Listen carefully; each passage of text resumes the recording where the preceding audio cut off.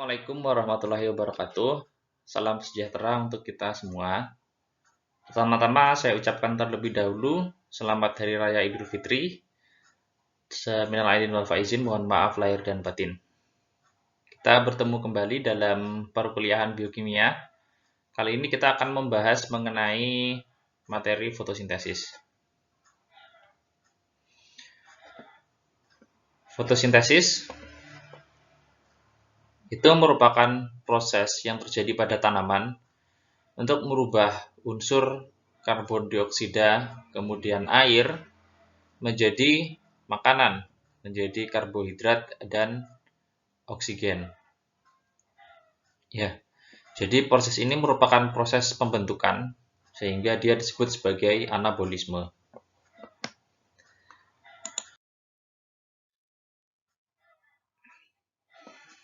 Introduction, yakni fotosintesis merupakan proses memanen energi dari matahari. Energi apa yang dipanen? Tadi ada karbon dioksida dan kemudian air, itu diperolehnya dari tanah untuk menjadi bahan baku energi. Kemudian membuat bahan organik, karbohidrat dari bahan baku anorganik.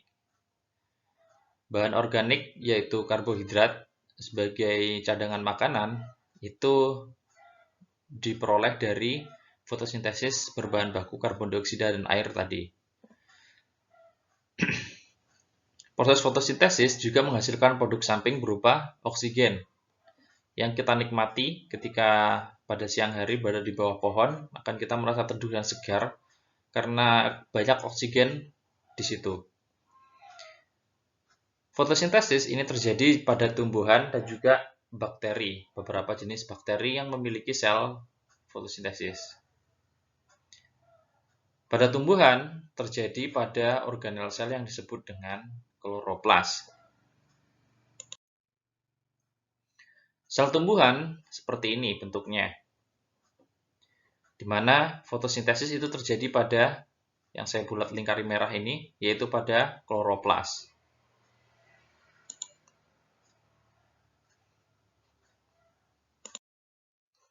Kloroplas ini terdiri dari beberapa bagian, utamanya yaitu membran tilakoid, di mana di sini ada grana yang merupakan tempat terjadinya nanti fotosintesis reaksi terang, dan kemudian ada stroma, di mana nanti ini merupakan tempat terjadinya reaksi gelap fotosintesis.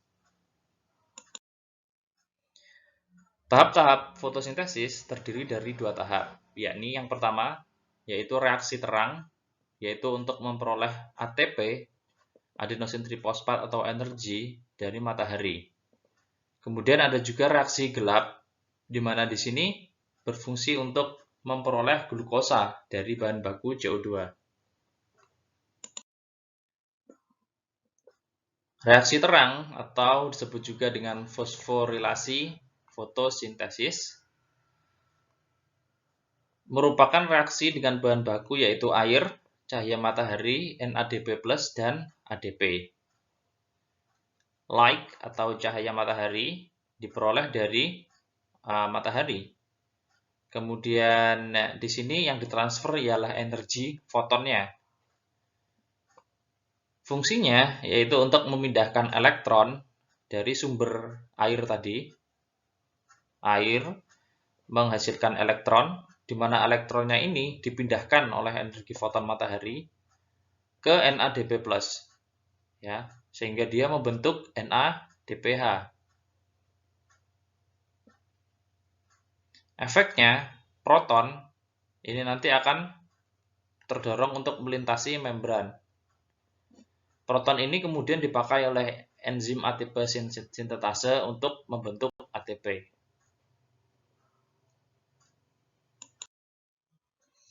Reaksinya dituliskan sebagai berikut. H2O plus NADP plus ADP plus fosfat. Kemudian menjadi NADPH plus O2 plus H plus dan kemudian plus ATP. Nah, proses reaksi terang ini terdiri dari dua, yaitu fosforilasi non-siklik dan fosforilasi siklik. Biasanya pada tanaman itu mengalami yang proses fosforilasi non-siklik. Sedangkan fosforilasi siklik ini terjadi pada beberapa jenis bakteri. Kita mulai dari fosforilasi non-siklik. Fosforilasi non-siklik melibatkan dua jenis fotosistem, yaitu fotosistem 2 dan fotosistem 1. Fotosistem 2 di sini dapat menyerap sinar matahari dengan panjang gelombang 680 nanometer. Sedangkan pada fotosistem 1 ini bisa menyerap energi matahari dengan panjang gelombang 700 nanometer. Prosesnya, pertama, energi foton cahaya matahari akan diserap oleh fotosistem 2, light ini ya. Di mana pada fotosistem 2 ini dapat menyerap cahaya matahari dengan warna merah, biru, dan nila. Dari fotosistem 2 ini atau P680 nanometer ini dapat melepaskan elektron atau disebut juga dengan eksitasi ya. Ini sehingga menyebabkan perubahan air menjadi oksigen. Oksigen ini nanti dilepas ke udara, sedangkan proton atau hidrogen atau H+-nya, protonnya akan bereaksi dengan NADP+, membentuk tadi NADPH. Elektronnya ini kemudian dialirkan menuju ke fotosistem 1 atau P700. Melalui rantai transport elektron yang melibatkan aseptor yaitu plastoquinon, sitokrom, plastosianin. Pada kondisi ini akan terbentuk namanya ATP. Nah, P700 di sini akan menerima foton dari matahari yang warna biru, light, sehingga elektron yang diterima tadi lepas. Elektron yang lepas ini kemudian diterima oleh NADP+, sehingga membentuk NADPH.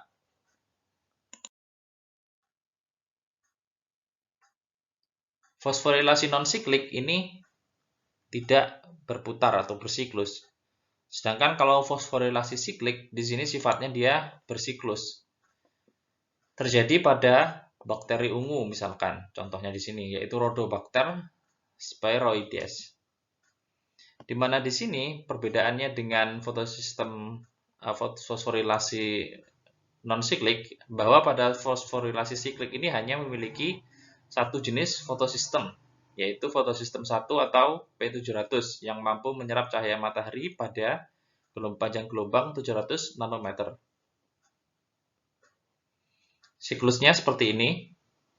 Cahaya matahari dengan energi fotonnya itu diterima oleh P700, di mana tadi menyebabkan eksitasi elektron. Setiap diterima oleh P700, energi foton akan melepaskan elektron. Elektron ini kemudian ditangkap oleh yang namanya akseptor primer, yang kemudian dikembalikan lagi ke P700, ya, ke fotosistem P700. Pengembaliannya itu sama seperti pada fosforilasi non-siklik, di mana dia nanti melibatkan beberapa jenis aseptor elektron.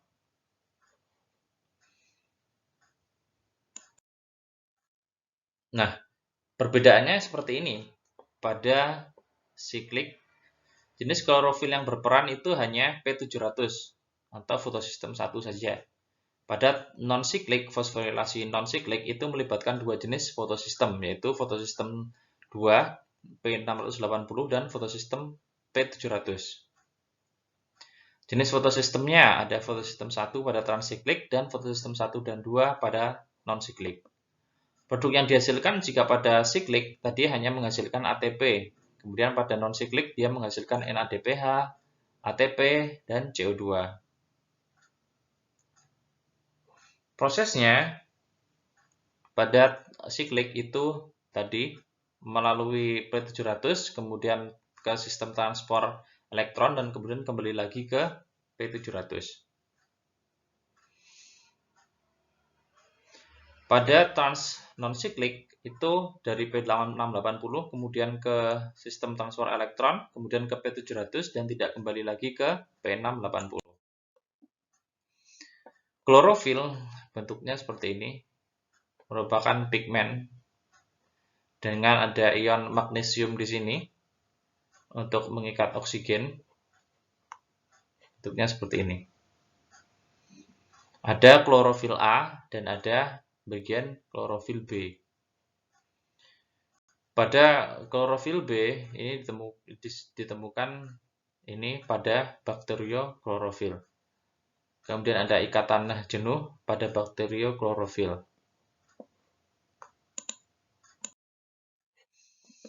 Klorofil ini berfungsi untuk menangkap yang namanya energi cahaya matahari tadi. Energi cahaya matahari ini terdiri dari panjang gelombang yang bervariasi, ya, berada di antara sinyal UV dan infrared.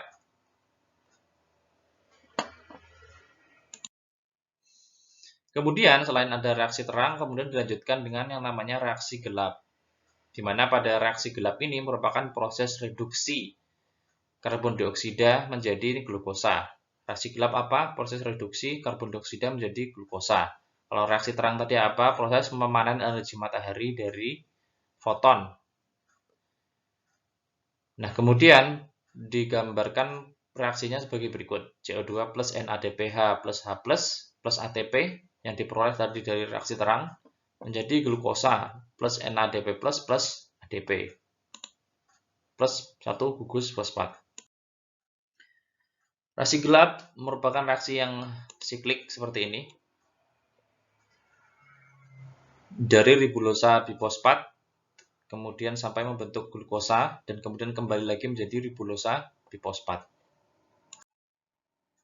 Terdiri dari 3 sequence ya, yang saya lingkari merah, nomor 1, kemudian kedua yang kuning, kemudian yang ketiga yang lingkaran biru.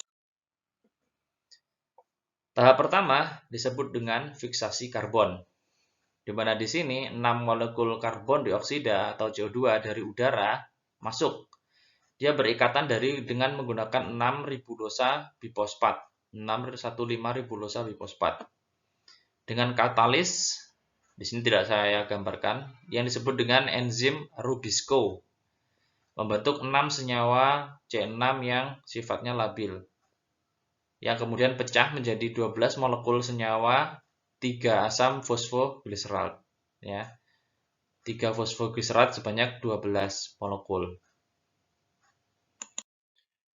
12 senyawa 3 fosfogliserat tadi kemudian direduksi pada tahap kedua menjadi 1,3 difosfogliserat sebanyak 12 molekul.